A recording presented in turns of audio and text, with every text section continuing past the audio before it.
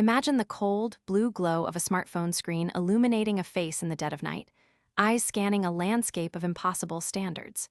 We navigate a digital gallery where every morning is bathed in golden hour light, every workspace is a temple of productivity, and every face is smoothed into a poreless digital mask. This is the theater of the ideal, a world where the messiness of being human has been edited out, filtered away, and replaced by a high-definition performance. We are the first generation to live in a constant state of global comparison, where our deepest insecurities are measured against the highlight reels of a billion strangers. In this relentless pursuit of the polished and the profound, finding a space that honors the raw and the unvarnished becomes an act of quiet rebellion. If you're seeking a sanctuary from the noise of optimization and a way to reconnect with your most authentic self, consider joining our community at the Elevated Within.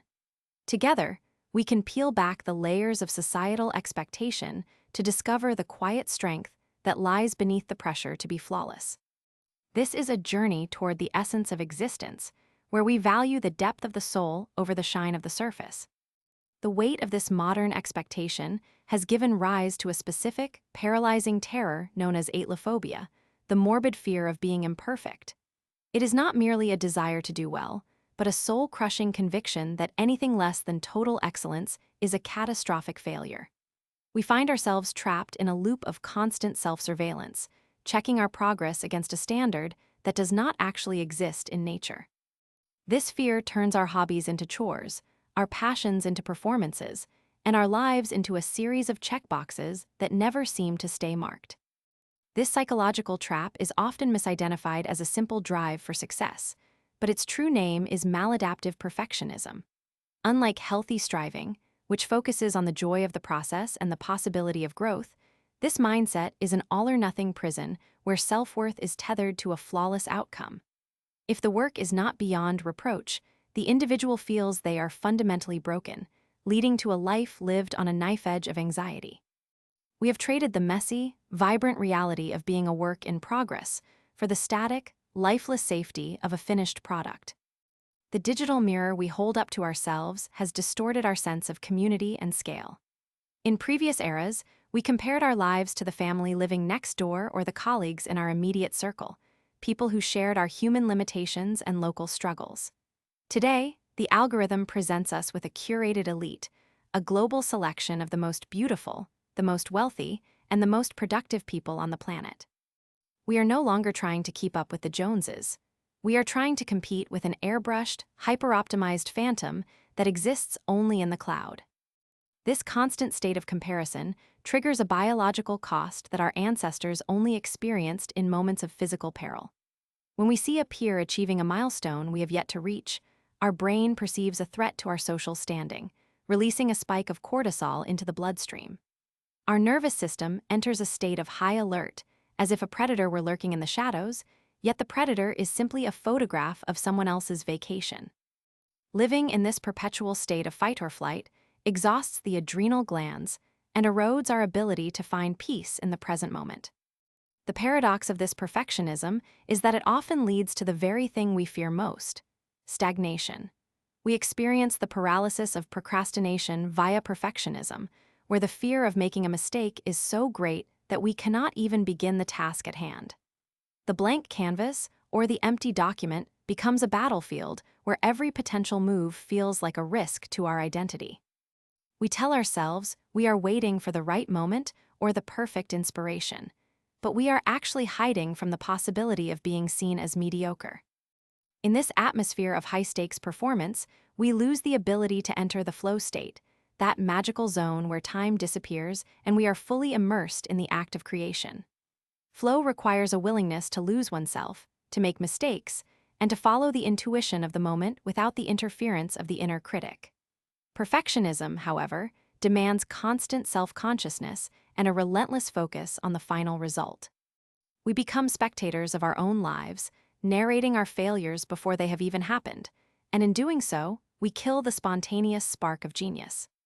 The modern world views a crack in the foundation as a sign of structural failure, something to be hidden, patched, or demolished. We apply this same logic to our careers, our bodies, and our relationships, treating any deviation from the norm as a defect that must be corrected. We have become obsessed with the idea of the smooth surface, the seamless transition, and the finished edge. We forget that the most interesting things in the world are rarely smooth, and the most profound stories are rarely seamless. There is a quiet, ancient perspective that suggests we have been looking at our flaws through the wrong lens entirely. It proposes that the breaks and the wear are not the end of the story, but the most significant part of the narrative. Instead of viewing the passage of time and the marks of experience as things to be erased, we might begin to see them as the very elements that give a life its character and its soul. The cracks are not where we are broken, they are where the light finally has a chance to enter. To find the antidote to this modern fever, we must travel back 500 years to the tea houses of medieval Japan. During the 16th century, the aesthetic of the ruling elite was defined by opulence, featuring flawless Chinese porcelain and gilded ornaments that signaled absolute power and divine perfection. This was a world that mirrored our own in its obsession with the unattainable and the pristine, where a single chip in a bowl would render it worthless. However, a quiet revolution was brewing in the hands of the tea masters, most notably a man named Sen no Rikyu. He began to challenge the hierarchy of the polished by introducing rustic, locally made pottery that bore the marks of the kiln and the hands of the creator. This shift was not merely a change in interior design, but a profound spiritual realignment rooted in the teachings of Zen Buddhism. Rikyu recognized that the pursuit of the perfect was a form of attachment that led to suffering and a disconnection from the natural world. He began to celebrate the beauty of the humble, the weathered, and the unpretentious, turning the tea ceremony into a meditation on the present moment. By elevating a simple, misshapen bowl to the status of a sacred object, he taught his followers that the divine could be found in the ordinary. This was the birth of an aesthetic consciousness that would eventually be known as Wabi-Sabi, a way of seeing that finds grace in the very things the rest of the world ignores. To truly understand this philosophy, we must look at the two words that form its name, as they represent both an internal state of being and an external observation of the world. Wabi originally described the loneliness of living in nature, far from the comforts of society, but over time, its meaning evolved into something far more profound. It became the bittersweet beauty of being alone with oneself and finding a hidden richness in simplicity and detachment. Wabi is the quiet joy of a cold morning, the dignity of a bare room, and the realization that we do not need the clutter of the world to feel whole. It is an internal sanctuary built on the understanding that less is not a lack, but a liberation. Sabai, on the other hand, focuses on the external evidence of the passage of time and the inevitable wear of the physical world. It is the beauty found in the patina on an old silver spoon, the moss growing over a stone lantern, or the way a wooden floor becomes smooth after centuries of footsteps. Sabai tells the story of an object's life, honoring the scars and the fading colors as symbols of resilience and history. When we look through the lens of Sabai, we stop seeing aging as a process of decay and start seeing it as a process of refinement. It suggests that nothing is more beautiful than that which has survived the elements and remained standing. At the heart of this worldview lie the three fundamental realities of existence, which serve as a direct challenge to our modern delusions of control. The first reality is that nothing lasts, a reminder of the inherent impermanence of all things. We spend our lives trying to build monuments and legacies that will withstand the ages, yet the wind and the rain eventually claim everything. Wabi-Sabi asks us to lean into this transience rather than fighting it, finding a deeper appreciation for the flower precisely because it will wilt. By accepting that our time is limited, we are finally able to experience the true intensity of the now. The second reality is that nothing is finished, a concept that offers a radical reprieve from the pressure of the checklist. In nature, there is no such thing as a completed project. The forest is always growing, decaying, and regenerating in a continuous loop of becoming. Our lives are the same, yet we treat our goals as final destinations that will somehow grant us a permanent state of satisfaction. Wabi-Sabi suggests that we are all works in progress, and the idea of a finished self is a myth that prevents us from enjoying the journey. There is a profound peace in realizing that the house will never be fully clean and the career will never be fully settled. The third and perhaps most vital reality is that nothing is perfect, a truth that acts as a soothing balm for the perfectionist soul. Nature does not produce straight lines or symmetrical landscapes, yet we never look at a gnarled oak tree and think that it has failed at being a tree. We accept the mountain's jagged peaks and the river's erratic path as the very things that make them majestic. Wabi-Sabi invites us to apply this same compassion to ourselves and our own creations. It posits that imperfection is not a mistake to be corrected, but a fundamental characteristic of everything that is alive and authentic. This philosophy finds its most stunning visual expression in the ancient art of Kintsugi, the practice of repairing broken pottery with a special lacquer mixed with powdered gold. When a precious bowl falls and shatters, the Kintsugi master does not try to hide the cracks or restore the object to its original, seamless state. Instead, they meticulously join the pieces back together, highlighting the fractures with brilliant veins of precious metal. The result is an object that is objectively more beautiful and more valuable because it was broken, not despite the damage. The gold does not disguise the history of the accident. It celebrates the survival of the object and the skill required to make it whole again. Kintsugi serves as a powerful metaphor for the human experience, suggesting that our traumas and failures are the most interesting parts of our story. In a culture that demands we hide our wounds and present a facade of unbroken success, this art form offers a different path. It tells us that the events that have broken us are not things to be ashamed of, but opportunities for a golden repair. Our scars are the evidence of our strength, the physical or emotional map of where we have been and what we have endured. A life without cracks would be a life without depth, a sterile and uninteresting surface that has never truly been tested. This perspective provides a necessary antithesis to the modern obsession with consumerism and the relentless optimization of the self. We are constantly told that we are one purchase or one habit away from a better version of ourselves, a mindset that keeps us in a state of perpetual inadequacy. Wabi-Sabi introduces the philosophy of enough, the radical idea that we already possess everything we need to be content. It encourages us to stop looking for fulfillment in the new and the shiny, and instead to look closer at what we already have. We find that the chipped mug we have used for a decade has more soul than a dozen pristine replacements. By embracing the beauty of the broken, we begin to dismantle the internal architecture of perfectionism that has kept us prisoner. We stop measuring our worth by the absence of flaws and start measuring it by the depth of our presence and the sincerity of our connections. This shift allows us to move through the world with a lighter step, no longer burdened by the impossible task of maintaining a flawless image. We find that when we stop trying to be perfect, we finally have the energy to be real. The world becomes a much kinder place when we realize that everyone around us is also a collection of golden cracks and weathered edges. This acceptance of reality as it is, rather than as we wish it to be, opens the door to a type of peace that is not dependent on external circumstances. It is a quiet, resilient tranquility that comes from knowing that even in the midst of chaos and decay, there is a fundamental rightness to the world. We begin to see the beauty in the overcast sky, the overgrown garden, and the aging face in the mirror. These are not signs of failure. They are the textures of a life being lived. As we settle into this new way of seeing, we find that the pressure to perform begins to evaporate, replaced by a sense of wonder at the simple fact of our existence. The transition from the polished to the present requires a fundamental unlearning of everything we have been taught about success.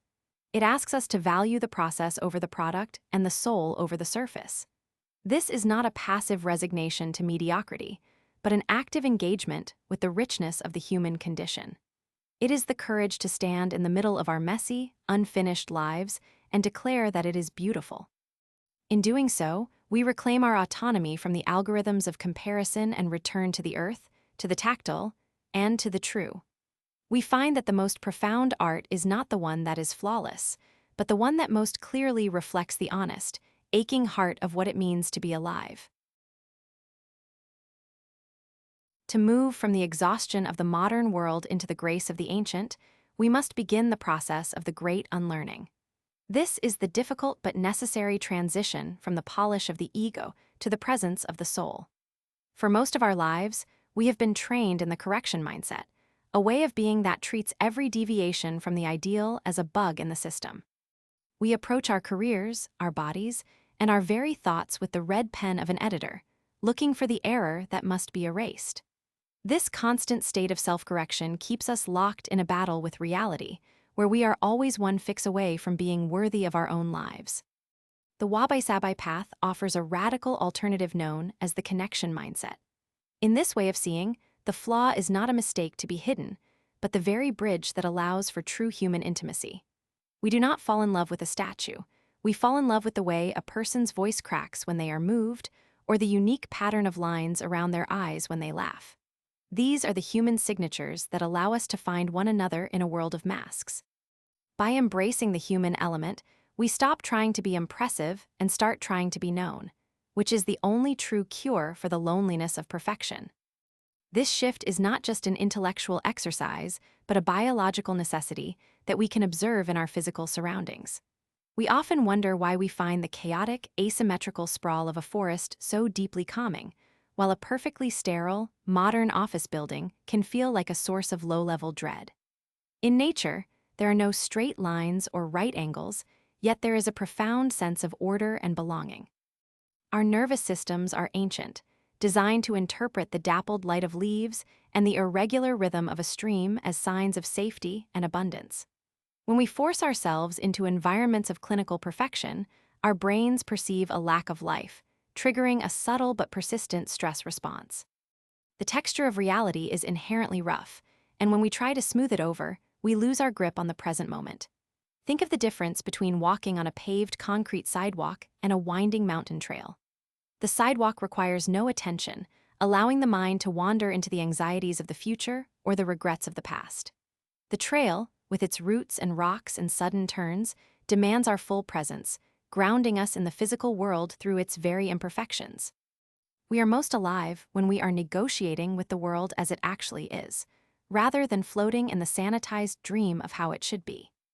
This brings us to the psychological depth of internal Kintsugi, a method of viewing the self that transforms our greatest pains into our most beautiful features. In the traditional art form, the gold does not merely repair the ceramic. It creates a new object entirely, one that possesses a history and a weight that the original lacked.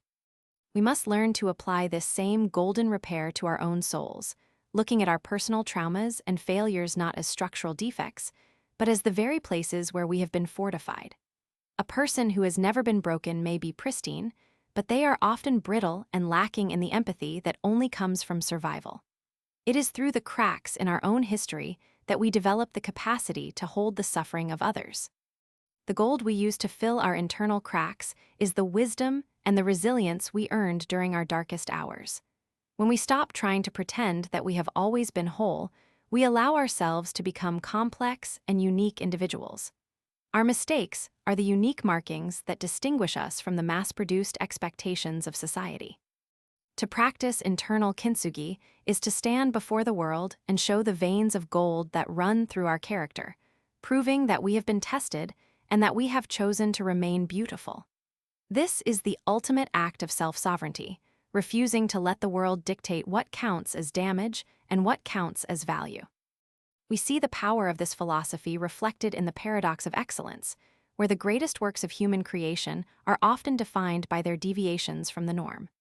Consider the haunting, enigmatic smile of the Mona Lisa, which owes its power to the subtle asymmetries and the blurred edges that mimic the fluidity of human emotion. Or listen to the soul of jazz music, where the beauty lies in the blue notes and the improvisations that dance on the edge of dissonance. These works breathe because they contain the breath of the artist, complete with the hesitations and the sudden bursts of intuition that a machine could never replicate. They are masterpieces not because they are perfect, but because they are profoundly, devastatingly human. In contrast, the rise of artificial intelligence has given us a glimpse into a world of total optimization, and the result is often a strange sense of hollowness. An AI can generate 1,000 images of a sunset, each one mathematically perfect in its color balance and composition, yet they often fail to move us. We sense the absence of a witness, the lack of a hand that trembled while trying to capture the light. Perfection is a closed loop, a finished thought that leaves no room for the viewer to enter. It is the human error, the slight wobble in the line or the crack in the glaze, that creates the space for connection and wonder. To begin integrating this into your daily life, you might try a practical exercise known as the 5-year lens. When you find yourself spiraling into frustration over a current imperfection, perhaps a mistake at work, a stain on a new rug, or a perceived failure in your personal growth, ask yourself how much this will matter in 5 years. Most of the things that cause us the most acute perfectionist stress today will be entirely forgotten by our future selves. Or, more interestingly, they may have transformed into cherished memories or pivotal turning points that led to something better. The 5-year lens allows us to zoom out from the microscopic focus of the ego and see the long, beautiful curve of a life in motion.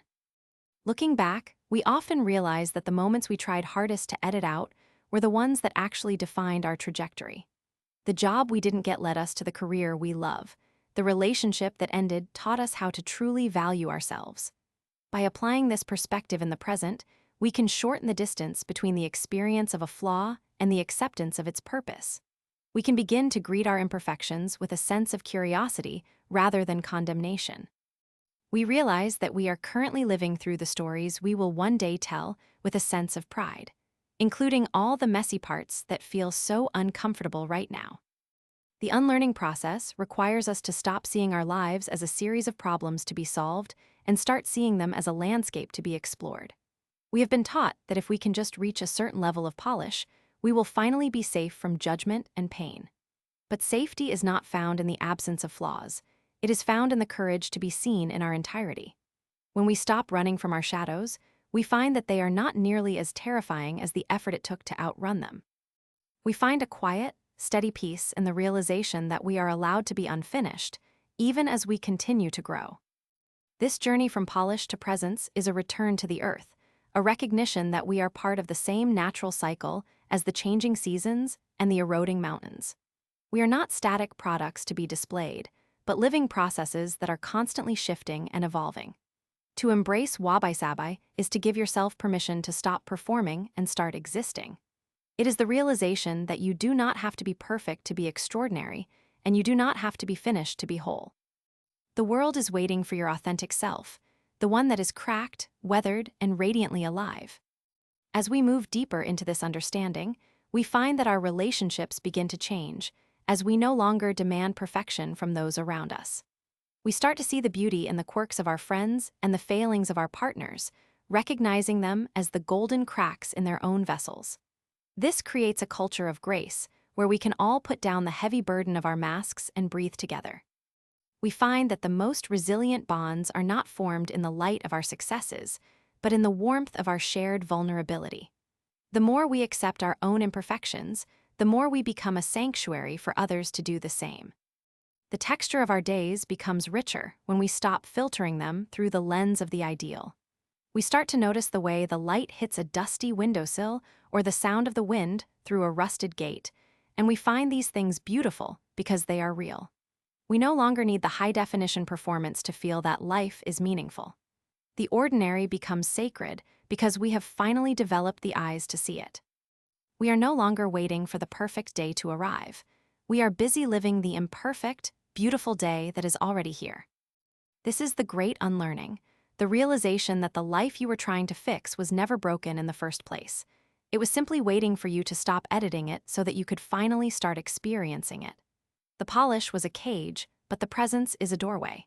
By stepping through it, you are not losing your excellence, you are finding your soul. You are returning to the truth that has been there all along, hidden beneath the layers of expectation and the noise of comparison. You are, and have always been, a masterpiece of the unfinished. To translate these ancient echoes into the rhythm of a modern life, we must first redesign our relationship with the space we inhabit. We often mistake minimalism for a sterile, surgical removal of life, creating homes that look like high-end furniture showrooms where no one is allowed to actually live.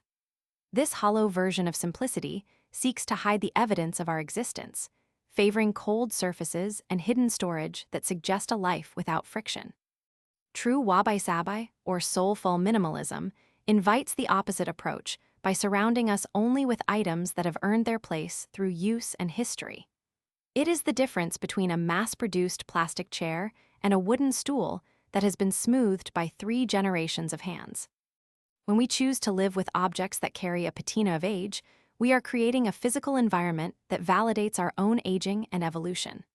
A kitchen table scarred by knife marks and wine spills is not a ruined piece of furniture, but a living record of 1,000 shared meals and late-night conversations. These marks are the braille of a life well lived, offering a tactile comfort that a pristine surface can never provide. By curating our surroundings based on meaning rather than trend, we find that we need far less to feel settled. We stop chasing the next upgrade and begin to find a deep, quiet satisfaction in the reliability of the weathered and the worn. This philosophy of the soulful environment extends into the very way we manage our daily energy and focus.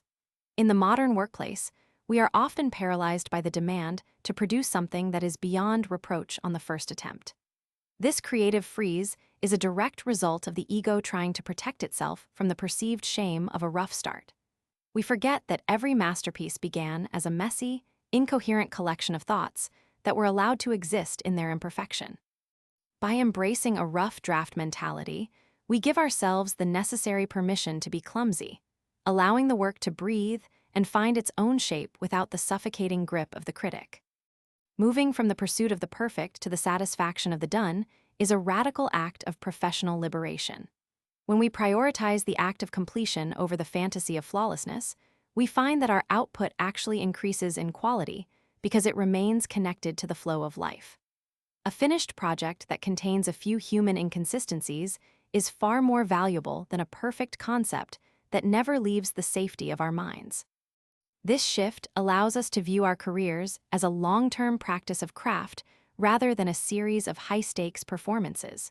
We become like the potter who values the 100th bowl for the lessons learned in the first 99, recognizing that the process is the true reward. The pressure to curate a perfect existence is perhaps most damaging in the delicate ecosystem of our personal relationships. We have been sold a romantic myth of the soulmate as a flawless mirror who will complete us and never cause us a moment of friction or doubt. This impossible standard turns our partners into projects to be managed and our friends into accessories for our own carefully crafted image. When we apply the lens of Wabi-Sabi to the people we love, we stop looking for the absence of flaws and start appreciating the unique texture of their character. We realize that the very quirks that occasionally annoy us are often the same traits that make them irreplaceable and real. True intimacy is not found in the harmony of 2 perfect people, but in the grace with which 2 imperfect people navigate their shared brokenness. When we stop demanding that our partners be the idealized versions of themselves, we create a safe harbor where they can finally be honest about their fears and failures. This vulnerability is the golden lacquer that binds a relationship together, making it stronger and more beautiful because it has survived the inevitable cracks of life. We find that we do not want a partner who is a polished statue. We want someone who is as beautifully weathered and unfinished as we are. This acceptance allows us to trade the exhausting pursuit of a perfect match for the enduring joy of a real connection. To maintain this perspective in a world that constantly demands our attention, we must cultivate daily rituals that ground us in the beauty of the ordinary. It begins with a deliberate slowing down of our sensory experience, noticing the elegance in the things we usually overlook. There is a profound dignity in a chipped ceramic mug that has held your morning coffee for a decade, its small fracture a testament to its resilience and utility. We can find a quiet peace in the way the rain streaks a window pane or the uneven pattern of shadows on a bedroom wall at sunset. These are not distractions from a meaningful life. They are the very substance of it, reminding us that grace is always present if we have the eyes to see it. One of the most vital rituals for the modern soul is the intentional digital detox, a regular retreat from the airbrushed illusions of the internet. The digital world is a landscape of pure polish, where every image is filtered and every thought is optimized for maximum impact. Spending too much time in this frictionless environment distorts our perception of reality, making the physical world feel disappointingly rough and slow by comparison. By stepping away from the screen, we reconnect with the tactile, messy, and unpredictable nature of the biological world. We need the feeling of soil on our hands, the smell of old books, and the sound of a voice that hasn't been processed by an algorithm to remember who we truly are. This return to the physical world is a way of reclaiming our time from the relentless march of productivity and comparison. When we allow ourselves to engage in activities that have no measurable outcome, like walking without a destination or sketching a leaf just to see it better, we are practicing the art of being rather than doing. This is the essence of Wabi-Sabi living, the realization that our worth is not a tally of our achievements, but a reflection of our presence. We stop trying to optimize every minute of our lives and start allowing the minutes to wash over us, recognizing that even the quiet, unproductive moments are full of a hidden richness. It is in these gaps between the checkboxes that we finally hear the quiet voice of our own intuition. As this philosophy takes root, we notice a shift in how we perceive the passage of time and the inevitable changes in our own bodies. In a culture obsessed with youth and the erasure of aging, looking at ourselves through the lens of Sabi is an act of profound self-compassion. We begin to see our wrinkles not as defects to be filled, but as the delicate lines of a map that shows everywhere we have laughed and everywhere we have cried. Our bodies are not failing us as they age. They are becoming more distinguished, carrying the physical weight of our wisdom and our history. This acceptance allows us to move through the world with a quiet confidence that is not dependent on the fleeting standards of physical perfection. The long-term application of Wabi-Sabi leads to a life that is characterized by a resilient, unshakable tranquility. We no longer feel the need to defend our flaws or hide our mistakes, because we understand that they are the very things that give us depth. When the inevitable storms of life arrive and break something we cherish, we do not fall into despair, but look for the gold that will make the repair possible. We become masters of our own internal Kintsugi, constantly weaving our experiences into a tapestry that is more complex and beautiful for its many mends. This is the peace that comes from knowing that you are part of a larger, natural order that values the broken and the weathered as much as the new. This path eventually leads us to a state of being where we are no longer running toward a future version of ourselves that is finally good enough. We arrive at the understanding that the destination we were seeking was never a place of perfection, but a place of total acceptance. We stop trying to edit the story of our lives while we are still living it, and instead commit to experiencing every chapter with an open heart. The need for external validation begins to fade as we find a deeper, more sustainable source of worth within our own authenticity. We find that the more we embrace our unfinished nature, the more whole we actually feel, as the parts of us we used to hide are finally brought into the light. In the end, the philosophy of Wabi-Sabi is not a set of rules for decorating a house or managing a career, but a way of falling back in love with the reality of being human. It is a gentle reminder that we are allowed to be tired, we are allowed to be uncertain, and we are allowed to be flawed. The world does not need more polished performances. It needs more people who are brave enough to be real. By choosing the rough over the smooth and the presence over the polish, we become a living testament to the beauty of the broken. We find that the most profound peace is not the absence of struggle, but the quiet joy of knowing that we are exactly where we need to be, doing exactly what we need to do. As you move forward from this moment, look around your immediate environment and find one object that the world might call broken or past its prime. Perhaps it is a worn-out book with a creased spine, a faded photograph, or a garden gate that has lost its paint to the sun. Look at it not for what it lacks, but for the story it tells and the quiet dignity it possesses in its persistence. This is the lens through which you must learn to see yourself, as a being of immense value whose cracks are not signs of failure, but veins of gold waiting to be recognized. Perfection is a cold and lonely destination that does not exist in the living world, but peace is a path that begins the moment you stop running and decide to love the beautiful, unfinished masterpiece that you already are. Share with us one imperfect thing in your life or your home that you have finally decided to love, and let us celebrate the golden cracks that make your story uniquely yours.